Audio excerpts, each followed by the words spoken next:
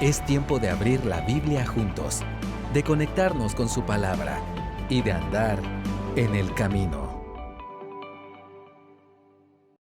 Amada iglesia, muy buenas noches. El Señor les bendiga. Qué bueno poder estar juntos en este 31 de diciembre del año 2021, año segundo de la pandemia, ¿no es cierto? Y cuando mirábamos las fotos que el video nos presentaba, pues hacíamos un recuento de, es cierto lo que decía Omar, el año pasó rápido y pasó despacio, ¿verdad? Pero a Dios gracias pasó. Y nos encontramos ahora en este momento en el cual podemos ir a la palabra de nuestro Dios y encontrar en ella no solo el consuelo, la fortaleza, pero también el reto que necesitamos para lo que viene por delante, amados hermanos. Quiero confesarles de que cuando recibí la invitación de parte de los ancianos para poder participar en la predicación esta noche, pregunté, ¿y cuál es el pasaje? Y me dijeron, pues el pasaje está a tu disposición, lo que el Señor ponga en tu corazón. Y entonces me recordé de nuestro amado pastor Alfredo Guerrero, no sé cuántos de ustedes se recordarán de él, de allá de la hermana República de México. Él era del norte de Chihuahua. Y él cuando estuvo aquí con nosotros, él decía que la bondad de la palabra de Dios es que no es comida chatarra y no se puede comer rápido. Lo que hay que hacer con la palabra de Dios es hay que meditarla, hay que masticarla, hay que digerirla, hay que dejar que moldee nuestra vida y nos transforme y nos convierta en las personas que Cristo quiere que nosotros seamos. Y entonces me recordé de él porque mis amados hermanos, es uno de los pasajes que a mí particularmente en forma personal me cautiva. Es un pasaje que me reta, es un pasaje que trae a mi vida propósito, significado y mucha esperanza y la oportunidad de poder masticarlo junto con ustedes, de poder juntos nosotros ser moldeados por esta palabra. Me parece que es una forma increíble de veras de pasar este tiempo que el Señor nos permite. Estaba recordando al hablar con varios de ustedes y escuchar los testimonios de lo que el Señor ha hecho durante este año, esas palabras, esas historias, esos testimonios se fueron conjuntando y en realidad fueron colocándose como en tres áreas. Una de ellas tenía que ver con la marcada solidaridad cristiana que la iglesia ha demostrado durante este tiempo. El hecho de que muchos de nosotros vimos lo que estaba pasando alrededor y nos dimos cuenta de que era necesario de que nuestros hermanos y nosotros mismos tuviésemos la oportunidad de siempre tener por lo menos alguna atención médica, tener las medicinas que eran necesarias. Algunos de nosotros, ¿verdad?, muy involucrados en la alimentación de muchas de las familias aquí de la iglesia cuando se vieron afectadas porque la pandemia nuevamente lo que hizo fue traer esta falta de trabajo. Y adicionalmente a eso el acompañamiento y consuelo con el cual la iglesia participó ante tantas pérdidas que sufrió en su tiempo. Y me puse a pensar, gloria a Dios por eso, por una iglesia que es solidaria con aquel que tiene necesidad. Pero escuchaba también, mis hermanos, de la generosidad abundante que el Señor permitió y permite que siga fluyendo en esta iglesia. ¿Cómo se pudo cumplir con los salarios, los ingresos necesarios de nuestro equipo ministerial? Tenemos a la familia Herrera Merlos aquí y obviamente pensamos en todos nuestros misioneros y damos gracias porque cada uno de ellos pudo recibir a tiempo su ofrenda y no hubo necesidad de más. Damos gracias porque se cumplieron con tantos compromisos. Recibí la nota, ¿verdad?, de las personas encargadas de las becas allá en Tejutla, San Marcos, diciendo, gloria a Dios, se logró completar lo necesario para que estos estudiantes siguieran con el sueño que tienen de salir adelante, por los proyectos que se han dado en el Encinal, en el Carmen, en tantos lugares más. Y mis hermanos, hay tantos de ustedes, sabemos tantos de nosotros que adicionalmente a lo que aportamos aquí a la iglesia, la generosidad de esta congregación hace que trascienda más allá de estas paredes y están involucrados en hospitales, en clínicas, en desarrollo comunitario y tantas cosas más. Gloria a Dios por eso. Y gloria a Dios porque hemos visto en este tiempo una renovada participación ministerial. Usted que está en casa tal vez o que está en el toldo no puede ver y no ha tenido la oportunidad, si no ha estado aquí con nosotros, de ver a los jóvenes que participan en el ministerio digital de la iglesia. Gracias a todos ustedes, jóvenes y señoritas, por la labor que hacen. Gloria a Dios por su vida y por el ejemplo que nos están dando de decir la iglesia sigue adelante y necesita de nueva vida, necesita de nueva energía, necesita de nuevas ideas, necesita de la participación de la juventud. El ministerio social, como había mencionado. ¿Cómo es que se han desarrollado ministerios de oración que ahora se dan en línea? Me llama mucho la atención que las mujeres de valor tienen su devocional que pasan por WhatsApp y se lo pasan de una al otro y se lo viven comentando, y es una bendición, particularmente cuando lo llaman a uno y dicen: mire, hermanito, ¿será que puede? Claro que puedo. Qué honor poder compartir la palabra de esta manera, el cuidado pastoral, la enseñanza que se ha multiplicado aquí entre nosotros. Y hay un ministerio muy particular que me ha llamado la atención, es lo que yo llamo el ministerio multiusos, porque hay algunos de ustedes que no se han quedado quietos y simplemente llaman y dicen: oiga, ¿y con qué puedo ayudar? ¿Qué puedo hacer? Póngame a trabajar. ¿Qué hay que cargar? ¿Qué hay que mover? ¿Qué hay que conseguir? ¿A dónde hay que ir? ¿A quién hay que llevar? Nuevamente, gracias a Dios, porque este año, a pesar de todas estas cosas que nos ha tocado vivir, pues el Señor ha sido, como aquí se ha mencionado, fiel y fiel en gran manera. Y esto se da en un entorno nacional que es absolutamente contrario, ¿no es cierto?, marcado por la corrupción. No importa donde uno mire, parece que hay corrupción. Necesitamos vacunas, solo se dan con corrupción. Necesitamos carreteras, pues solo se dan con corrupción. Necesitamos pupitres, pues no. Y vamos a celebrar el bicentenario y lo vamos a recordar con unos cuadros, también corrupción. Es increíble cómo esto se ha desarrollado y es un mal, es un cáncer que parece avanzar en nuestra sociedad.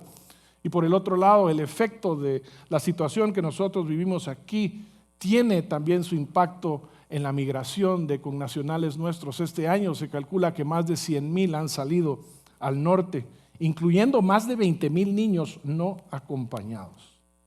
Y cuando uno lee las noticias, ¿no?, uno lee que estas son caravanas compuestas por cientos, si no miles de hermanos salvadoreños, hondureños, nicaragüenses, y en la lista han salido, escuche usted, chilenos, haitianos, indios, pakistaníes, bangladesíes, nigerianos, etíopes, sierraleonenses, angoleños, senegaleses, cameruneses, somalíes y hasta gente de Hong Kong pasa aquí por Guatemala saludando y se va para el norte. ¡Qué barbaridad! Expuestos a los peligros más terribles, como nosotros hemos visto, de este chapín que se fue volando en American a Miami, solo que se fue en el tren de aterrizaje, ¿verdad? ¿Cómo sobrevivió? Solo el Señor sabe. Y de ahí la tragedia de nuestros compatriotas en Chiapas. Y como que si esto fuera no suficiente, tenemos corrupción, migración y ahora Omicron. La más reciente variante del COVID-19 interrumpe nuevamente el supuesto camino a la normalidad que ya de alguna manera pues nos estábamos acostumbrando. La iglesia, es cierto, ha sido fortalecida, pero hay algo subyacente, ¿verdad?, en el quehacer nuestro, en la cultura, en la realidad social de nuestro país. Lo que vivimos ahora es un tiempo de anormalidad, ¿no es cierto? Ya no sabemos qué es normal. ¿Es normal andar con o sin mascarilla? No sé. ¿Estar o no distanciados? ¿Darnos o no un abrazo? ¿Trabajar en casa o dónde? Trabajamos en la oficina. ¿Estudiamos dónde? ¿Estudiamos en casa? ¿O estudiamos en la escuela o en la universidad? ¿Nos vacunamos o no nos vacunamos? Y si nos vacunamos solo con una, o nos vacunamos con dos, o nos vacunamos con dosis y refuerzo, o nos vacunamos con dosis y refuerzo y ya viene la pastilla. ¿Qué vamos a hacer? No es normal. ¿Cómo visitamos a la familia? ¿Los visitamos? ¿Cómo visitamos a nuestros amigos? Los que estamos en el trabajo, ¿cómo visitamos a los clientes? Todo ha cambiado y parece que va a seguir cambiando. ¿A dónde vamos a ir? ¿Y qué de aquellos pensamos a veces que no tienen opción? Que o se suben al transporte público o no llegan a donde tienen que estar. O van al trabajo, ya sea el taller, ya sea el almacén, ya sea la oficina, o no hay trabajo. O salen a la calle, al mercado, o al supermercado, a la tienda, o no hay de comer. ¿Y qué de los que son mayores tal vez, o qué de aquellos que están enfermos, que no salen porque es demasiado el riesgo? ¿O qué de aquellos que simplemente no salen porque realmente están afectados por el temor? La anormalidad lo que está causando en nosotros es una incertidumbre porque no sabemos qué decisión tomar y finalmente la tomamos, pero nos mantenemos inseguros porque realmente otra vez cuál va a ser la consecuencia de esa decisión. No estamos del todo claros si se van a cumplir las expectativas o no. Y entonces, ¿cómo es que nos encontramos a veces? Nos encontramos a veces con un cierto desasosiego, ¿no? Usted se preguntará, bueno, ¿y eso qué significa? Bueno, intranquilidad, nerviosismo, inquietud, ansia, desvelo. ¿Cuántos de ustedes, al igual que su servidor, se están levantando tempranito estos días para orar? No sé, pero que nos estamos levantando tempranito, no sé por qué, pero ya no llego a las 5 dormido, fíjense. Desazón, afán, anhelo, incomodidad, malestar. A veces este desasosiego inclusive se desarrolla de una manera crónica. Nos afecta aunque nos cueste a nosotros reconocerlo. ¿Cómo es que nosotros le hacemos frente? Bueno, con el poder de la palabra, con el poder del Espíritu Santo de Dios. Y ahí es donde Hebreos 12, 1-3 juega un papel trascendental, porque nos ayuda a entender básicamente 3 antídotos para esto. Lo primero, nos ayuda a entender cuál es la naturaleza de nuestra vida. ¿Qué es nuestra vida? Nos ayuda a entender cuáles son los verdaderos impedimentos para vivirla victoriosamente. ¿Cuáles son los obstáculos que no nos permiten a nosotros avanzar? Y finalmente nos da el modelo a seguir. ¿Quién es nuestro ejemplo? Cuando nosotros empezamos a leer el 12:1, nos damos cuenta de que nos invita el autor de Hebreos a entender que nuestra vida es una carrera. Es una carrera, somos atletas en una carrera, dice aquí. Corremos una carrera. Y es una carrera en la cual hay ciertas reglas, hay una meta, y hay galardón. En 2 Timoteo 2:5 nos dice el apóstol Pablo: se compite como atleta, si no, no se gana el premio. Y se compite de acuerdo a las reglas. Y si uno va a 2 Timoteo y ese capítulo 2 y empieza a preguntar, pues, ¿cuáles son las reglas que nos da? Uno encuentra que verdaderamente son reglas que tienen que ver con carácter. Son reglas que tienen que ver con estar fortalecidos en la gracia de Jesús, acordándonos de Él, soportando todo por amor a los escogidos, no discutiendo sobre palabras, evitando palabrerías vacías y profanas, huyendo de pasiones juveniles, siguiendo la justicia, la fe, el amor y la paz. Cuando nosotros entendemos que nos encontramos en una carrera y que esta carrera tiene reglas de carácter, nos ayuda a nuevamente enfocarnos en cómo es que nosotros debemos de atender la realidad en la cual nosotros vivimos el día de hoy. En Filipenses 3 nos dice el apóstol Pablo: hermanos, yo mismo no considero haberlo ya alcanzado, pero una cosa hago, olvidando lo que queda atrás y extendiéndome a lo que está por delante, prosigo hacia la meta para la cual he sido llamado, que es el premio del supremo llamamiento de Dios en Cristo Jesús. Nosotros somos llamados a ser hechos conforme a la imagen de su Hijo. Somos llamados a ser como Jesús. Por eso es que en Efesios 1:4 nos dice: porque Dios nos escogió en Cristo antes de la fundación del mundo para que fuéramos, ¿qué? Santos y sin mancha delante de Él. Nosotros somos llamados a correr con el carácter de Cristo. Estamos en una carrera, pero una carrera que se corre de una manera muy particular, con el carácter de Cristo, para llegar a ser como Cristo. ¿Y sabe qué? Para recibir el galardón de Cristo. Así como lo escucha, hay un objetivo, hay una meta, hay una corona. En realidad son varias coronas. Nuevamente en 1 Corintios 9 nos dice Pablo: ¿no saben que los que corren en el estadio, todos en verdad corren, pero solo uno obtiene el premio? Corran de tal modo que ganen. Y todo el que compite en los juegos se abstiene de todo. Ellos lo hacen para recibir una corona corruptible, pero nosotros una incorruptible. Por tanto, yo de esa manera corro, no como sin tener meta. No hay nada que le caía peor al apóstol Pablo que ver a la gente corriendo sin una meta, que ver a la gente caminando ¿verdad? Sin un propósito alguno, sin una claridad de que al final de sus vidas, si ellos corrían como Jesús lo había establecido, ellos iban a recibir un galardón. Por eso es que dice, yo corro de tal modo que quiero ganar, pero quiero ganar correctamente y quiero ganar lo que el Señor me ofrece a mí. Corona incorruptible para los que perseveran, corona de regocijo al gozarnos en su consuelo, corona de justicia para los que aman su venida, la corona incorruptible de gloria, la corona de vida a los que valientemente enfrentan la persecución. ¿Cuál es la naturaleza de nuestra vida? ¿Qué es nuestra vida? Pues Hebreos nos dice, la vida es una carrera que se corre según las reglas del carácter de Cristo para llegar a ser como Él y obtener el galardón que Él nos ha prometido. Pero también nos indica que esta carrera pues no la corremos nosotros en un vacío. Obviamente la corremos en un contexto propio de la realidad en la cual nosotros existimos. Por eso es que se nos presentan obstáculos. Y sabe, en esta ocasión quiero presentar algunos obstáculos, pero de manera contraria. El primero, no permitimos que los testimonios de los héroes de la fe jueguen el papel que les corresponde. Por tanto, puesto que tenemos en derredor nuestro tan gran nube de testigos, dice.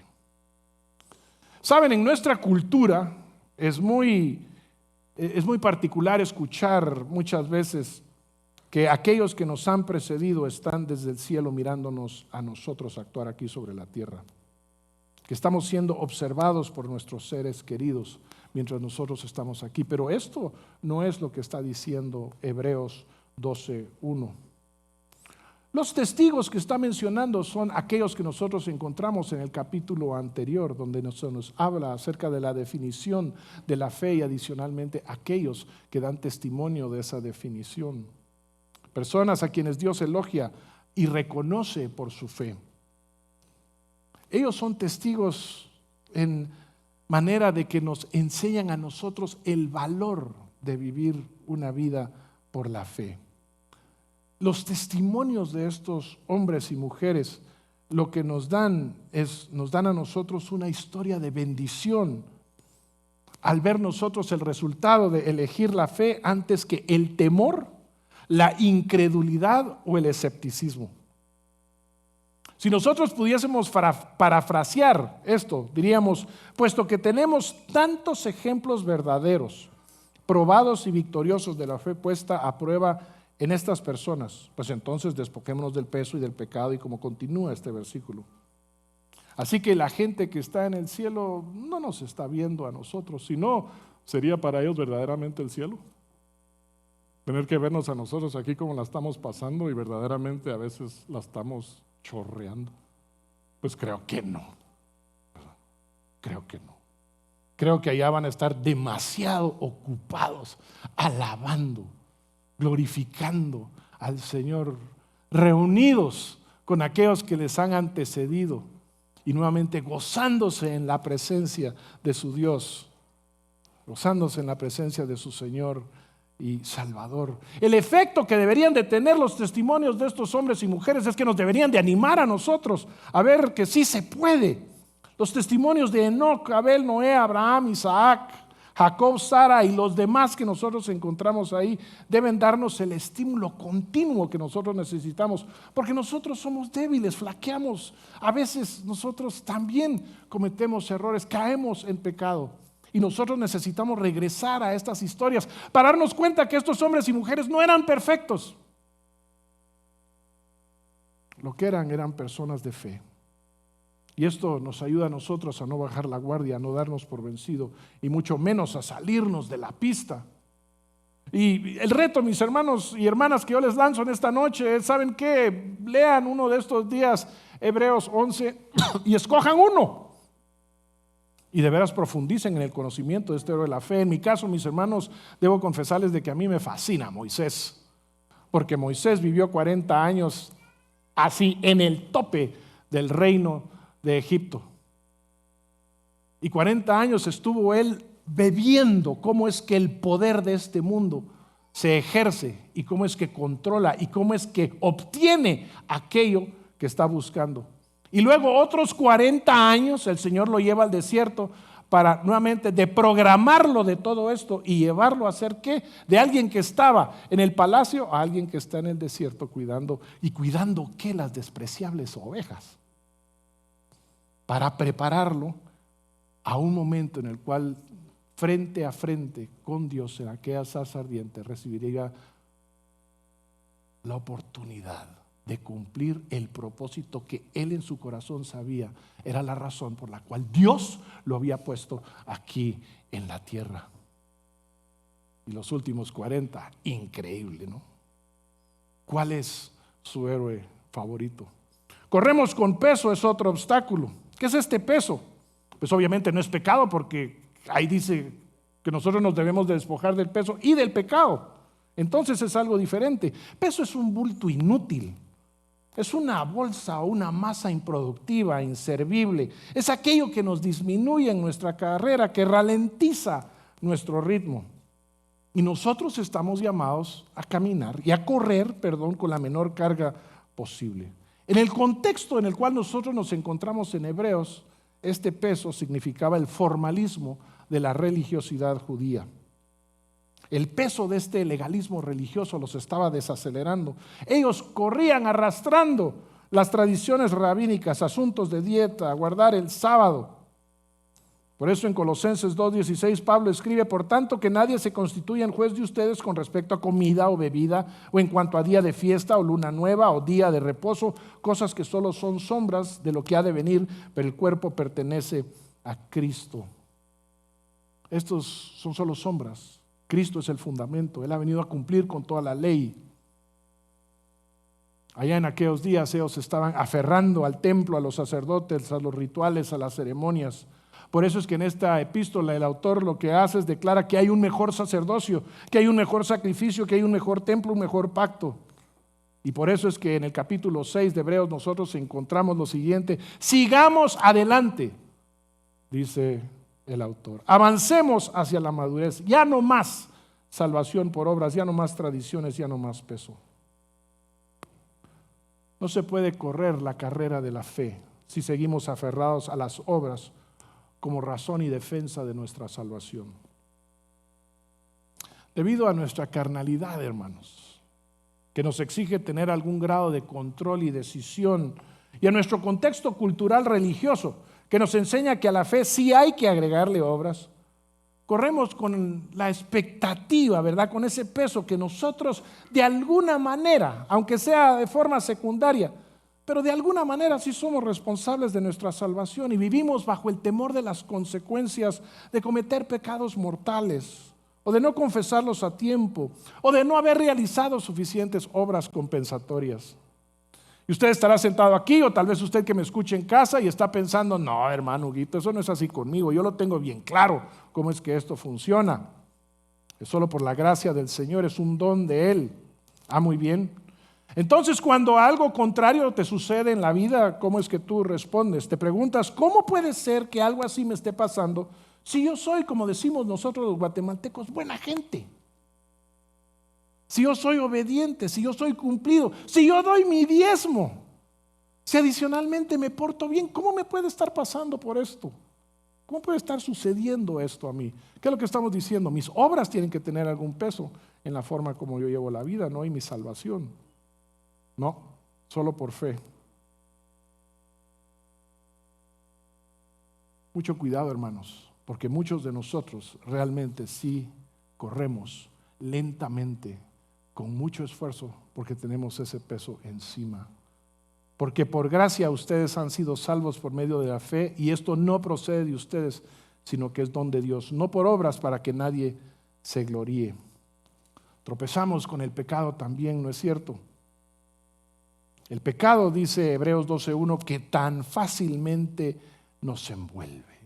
Y aquí la figura que hay es de una enredadera, ¿verdad?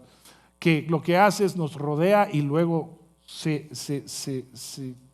va para adentro, ¿verdad? En nuestra vida empieza de alguna manera a entrar y empieza a enredarse y empieza a causarnos dificultad, nos restringe y mis hermanos, nos paraliza. No habla este pasaje de ningún pecado en particular, sino reseña en términos generales la amenaza que el pecado es para nuestra vida. ¿Sabe? El pecado no es simplemente desobediencia a la palabra de Dios, es también incredulidad o escepticismo. Cuando uno comete un pecado no solo está siendo desobediente, sino uno está siendo incrédulo, desconfiado y permítame decir hasta indolente.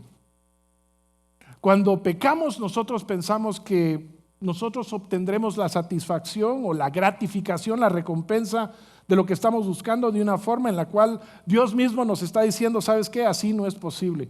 Así que cuando nosotros hacemos esto, lo que estamos diciéndole a Dios es, estamos diciéndole, yo sé lo que es mejor para mí. Tú tienes tu opinión, la cual es una buena recomendación y en algún momento será válida, pero ahorita no. Esto es lo que quiero hacer, esta es la mejor forma de hacerlo. Yo rechazo tu mandato al respecto. Pecar es un acto de incredulidad práctica.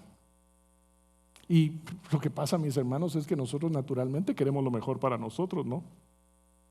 Nosotros queremos satisfacernos, consentirnos, disfrutar de paz y felicidad, pero cuando nosotros pecamos, lo que estamos declarando es que eso lo podemos obtener a nuestra manera y no creemos lo que la palabra de Dios nos está diciendo al respecto. Mostramos desconfianza hacia los principios divinos, pero la carrera no se puede correr de esta manera. Los legalismos lo que hacen es nos hacen más lentos, pero el pecado nos paraliza. Una característica muy particular de aquellos que estamos en la carrera es que se nos va la paciencia, ¿no es cierto? Somos algo cortitos todos nosotros cuando estamos corriendo esta carrera, porque la verdad es que nosotros tenemos la expectativa de que las cosas van a caminar, pues supuestamente de una forma y a veces no se da así. ¿Sabe usted que en el original la palabra para paciencia se traduce y tiene la raíz del vocablo agonía?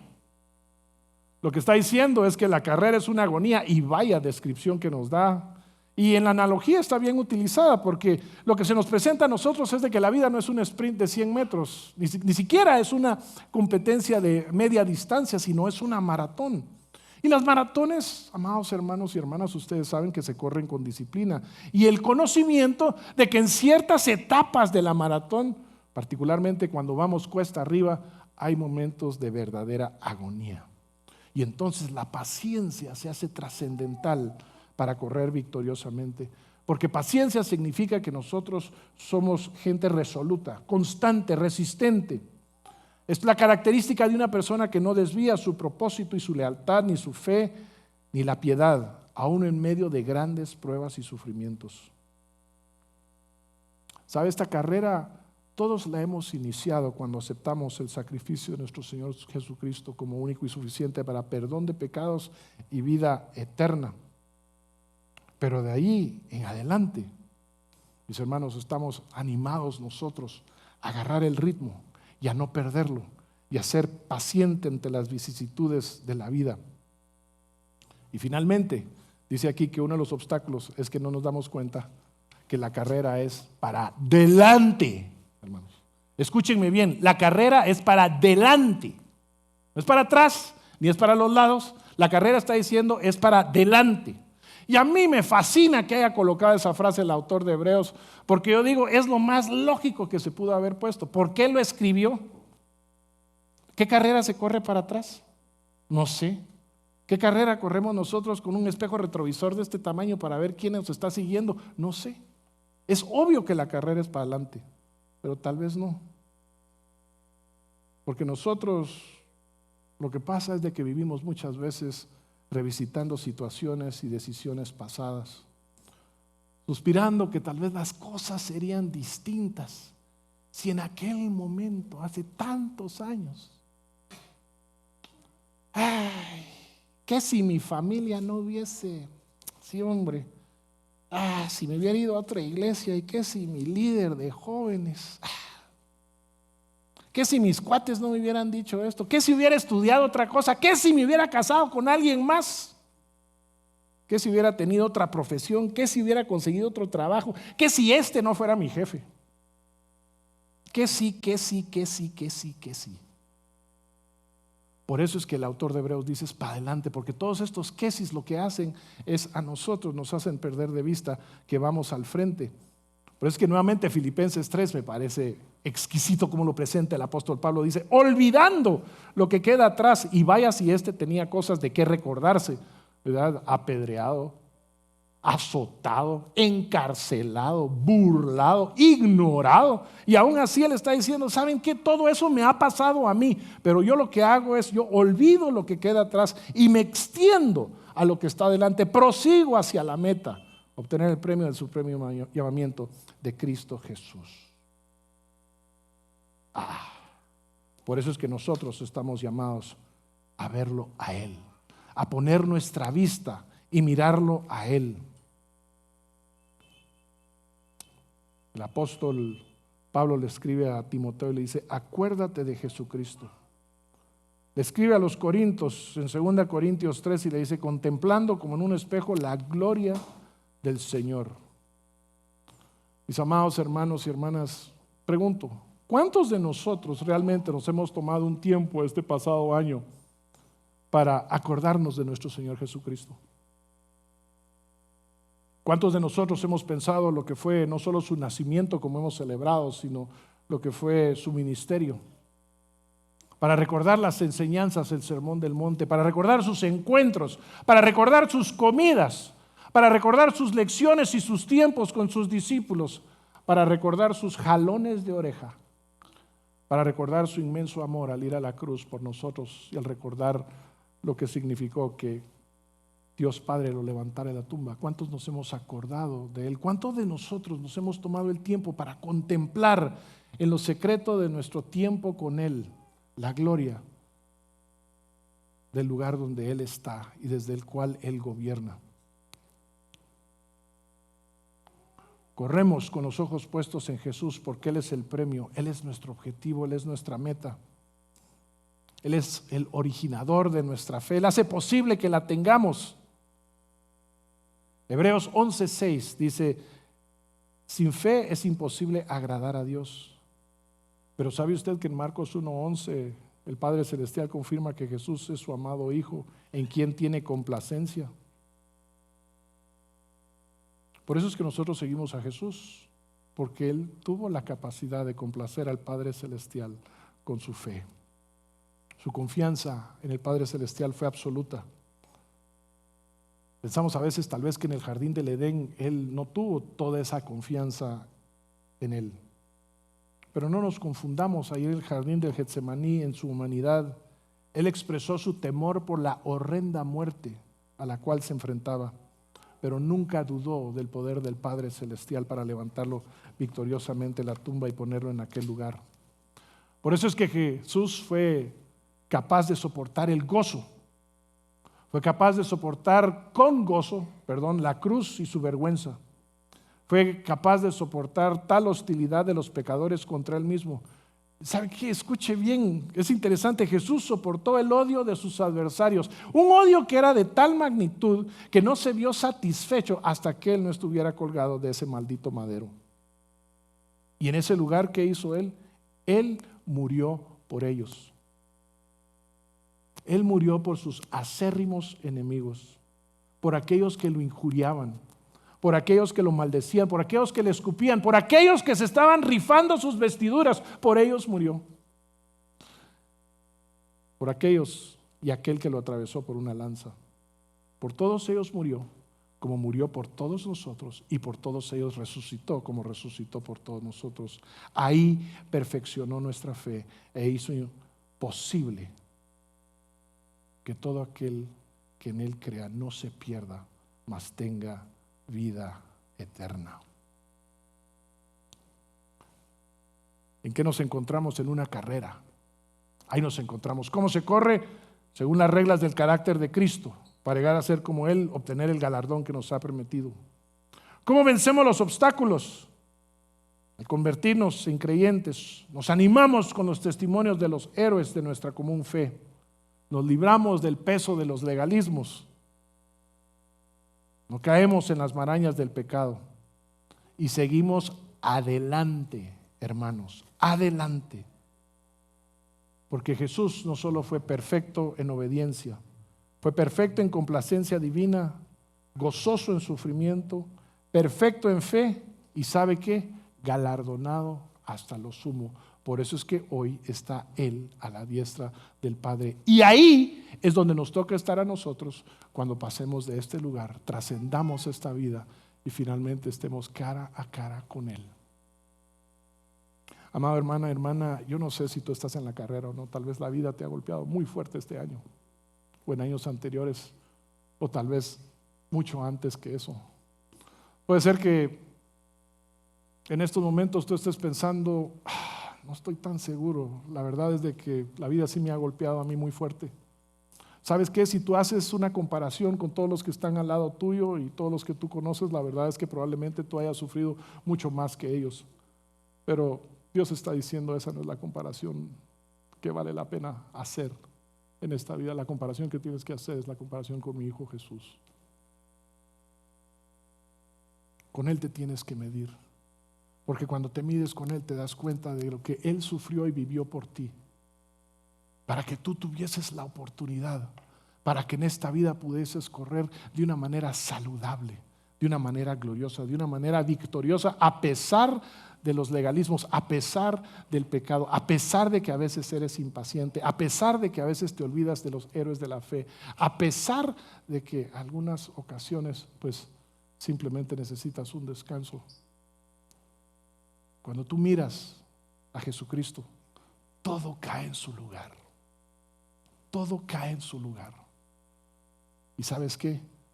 De ese lugar donde estás, puedes levantarte y puedes empezar a tomar ritmo y puedes empezar a caminar y luego a trotar y luego a correr y finalmente hasta el momento en el cual entres en la presencia de tu amado, precioso, bendito, glorioso Salvador y que te diga, bien hecho, buen siervo y fiel, sobre lo justo fuiste fiel, sobre lo mucho te pondré, entra en el gozo de tu Señor. Oremos. Amado Padre, qué bueno eres tú. Qué bueno eres tú. Que nos das tu palabra. Que nos das tu palabra para este fin de año y para este principio de año. Que nos das tu palabra para este momento que estamos viviendo y para cualquier momento que nos toque vivir. Que nos das tu palabra, Señor, para que en donde nosotros nos encontremos en esta carrera, nosotros nuevamente podamos tomarla como corresponde. Yo te pido, Padre amado, si hay alguien aquí que ni siquiera está en la carrera, que no ha puesto su fe en Cristo y que piensa que puede llevar adelante la vida sin Él, Señor, hoy es el día en el cual entiende que esto lo está llevando a simplemente episodios de impaciencia, de frustración, de dolor y finalmente de muerte. Pero que cuando pone los ojos en Jesús y cuando entrega su vida y cuando tiene todos estos recursos divinos a su favor, la vida cambia. Y la vida se vuelve un motivo de gozo a pesar, Señor, del dolor, el sufrimiento y la muerte. Porque tú venciste todo esto. Señor, si hay alguno de mis hermanos o hermanas, sean jóvenes o sean adultos o sean mayores, que en su carrera se han quedado cortos o de alguna manera han tropezado o de alguna manera todavía corren con peso o se han puesto impacientes, Señor, este es el día, esta es la noche, este es el momento en el cual nos ponemos todos a cuentas contigo y te damos gracias por la oportunidad de nuevamente regresar y ser parte, Señor, de esta maratón divina, de esta bendecida carrera. Queremos llegar todos, Señor, a aquel día y queremos escuchar tu voz.